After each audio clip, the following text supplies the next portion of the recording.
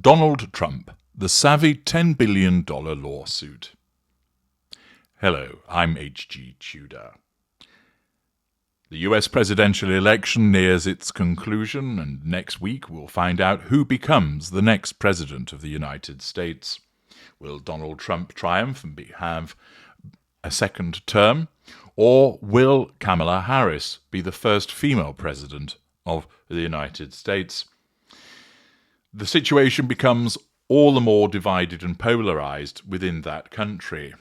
And as I've explained previously, politics is an environment which invariably attracts narcissists because it caters so well to the prime aims, and it is the case that in order to survive in such an environment, it's narcissists that are best equipped to do so.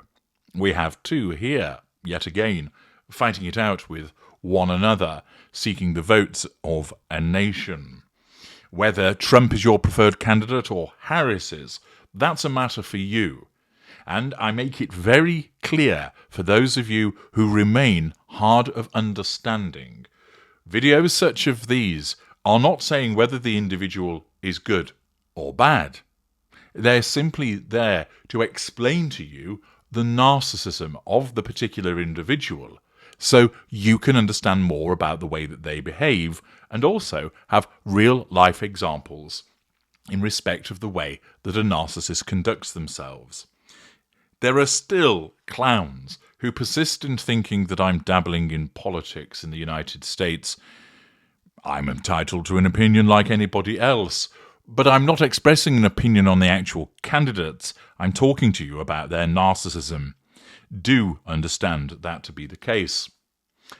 A recent development provides us with another excellent opportunity to understand the way that Donald Trump behaves.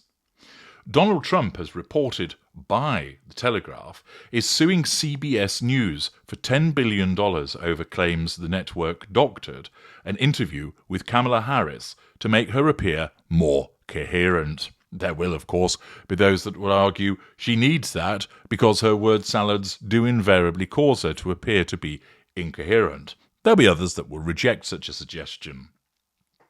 The network was accused of bias, with Trump and his supporters claiming it had deliberately edited a word salad answer given by the vice president during a 60 Minutes interview.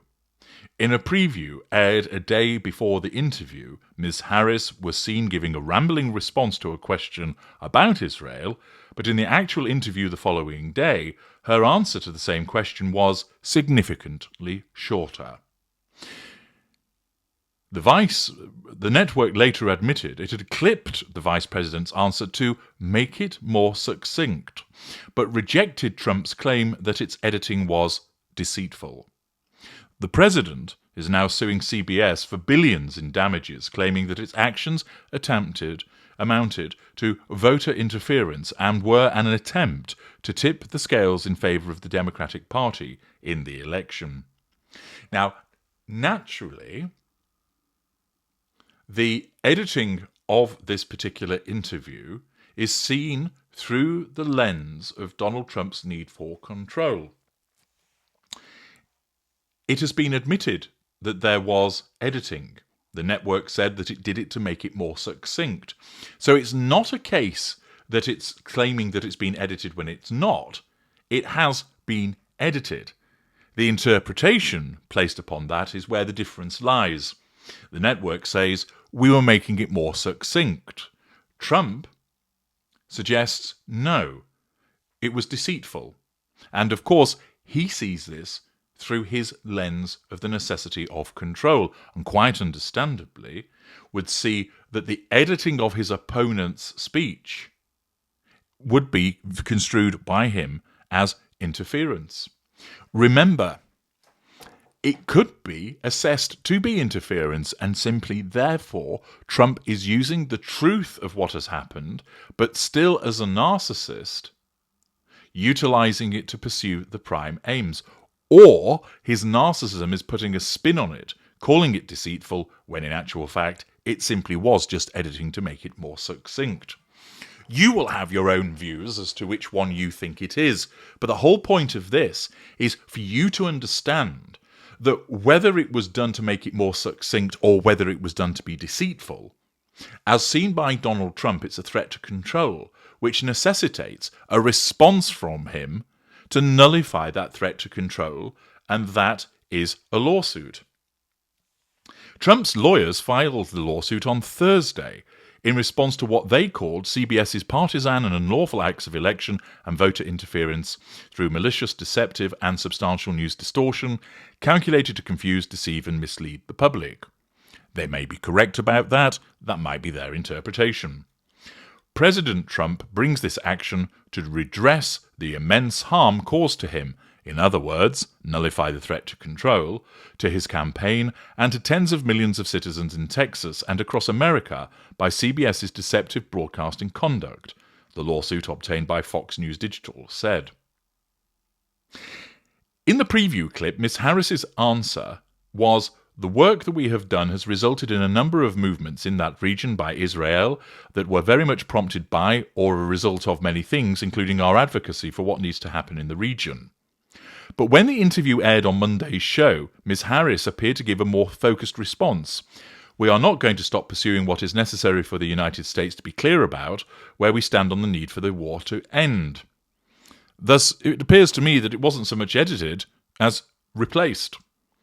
The Vice President's response to host Bill Whitaker's question was mocked by Republicans at the time, with Trump later calling the editing incident the single biggest scandal in broadcast history, the usual embellishment that you would expect from the type of narcissist that Donald Trump is.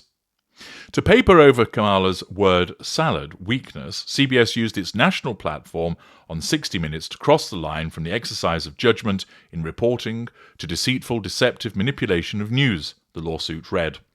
Trump's lawyers accused the network of distorting the interview to boost their preferred candidate. The lawsuit said CBS was responsible for accurately representing the truth of events, not distorting an interview to try and falsely make their preferred candidate appear coherent and decisive, which Kamala most certainly is not. Due to CBS's actions, the public could not distinguish which Kamala they saw in the interview, the candidate or the actual puppet of a behind-the-scenes editor, the lawsuit continued, adding that the question on the war in Gaza was of the utmost public significance. In addition to the $10 billion sum, Trump is demanding a jury trial. A CBS News spokesman said former President Trump's repeated claims against 60 Minutes are false. The interview was not doctored, and 60 Minutes did not hide any part of the Vice President's answer to the question at issue. 60 Minutes fairly presented the interview to inform the viewing audience and not to mislead it. The lawsuit Trump has brought today against CBS is completely without merit, and we will vigorously defend against it. Accordingly, it is clear that what Kamala Harris had to say was changed between different broadcasts. That much is apparent. It then remains, was this just done to make it more concise, or was there something more nefarious about it? And might it be seen through a lawsuit that Donald Trump is right, that this was done for the purposes of a deceitful act in order to try and prejudice his attempt to be re-elected? But what's quite savvy about this lawsuit is that ultimately it's going to get lost in the mists of time, irrespective of what the result is. And what it's really being done is to amplify the situation for the benefit of Donald Trump vis-à-vis the prime aims. He could, of course, have given an interview himself decrying the conduct, pointing out that it's deceitful, that it was bad, very, very bad, an awful thing, terrible, just terrible, and in so doing bring attention to it. But what his narcissism, undoubtedly in conjunction with advice, has done is amplify it by making it the subject of a lawsuit. That lawsuit won't be decided for a very long time, and it's certainly not going to have any bearing on the outcome of the election. If you were to ask Donald Trump, would he rather have $10 billion if somehow he were to win this lawsuit, or be president, he would want the presidency. It's not about getting the outcome of the lawsuit, not at all. It's about nullifying the threat to control posed by this change of the content of the interview, which is a threat to control, by nullifying it, by not only bringing a lawsuit, but bringing one with such large demands so that it is immediately going to be picked up upon by the wider press. If Trump had said, oh, they changed that interview, given who he is and that he's running for the presidency, undoubtedly it would have been reported on. But his narcissism always goes big with these matters. And so what it does is it causes him to instruct his lawyers to bring a lawsuit, not because he's particularly interested in the outcome, but rather it's savvy because his narcissism recognizes that by bringing a lawsuit now, by claiming $10 billion, and people ask, what's this lawsuit? What's this $10 billion about? Oh, it's in relation to the fact that an interview with Kamala Harris was changed by CBS. Yeah, it garners him a lot of attention, which will provide him with fuel, and it provides him with an excellent opportunity to nullify the threat to control posed by this change in the circumstances. Thus, it's a savvy move on his part to, if you will, inject some steroids into the nullification of the threat of control in relation to what has been done with this interview. And an excellent example of the way that an upper lesser type B narcissist would respond to such a threat by not just seeking to nullify it, but going completely to town on it, thus garnering more attention for himself by way of fuel and bringing more attention with regard to the conduct of his opponent. I'm H.G. Tudor. Thank you for listening.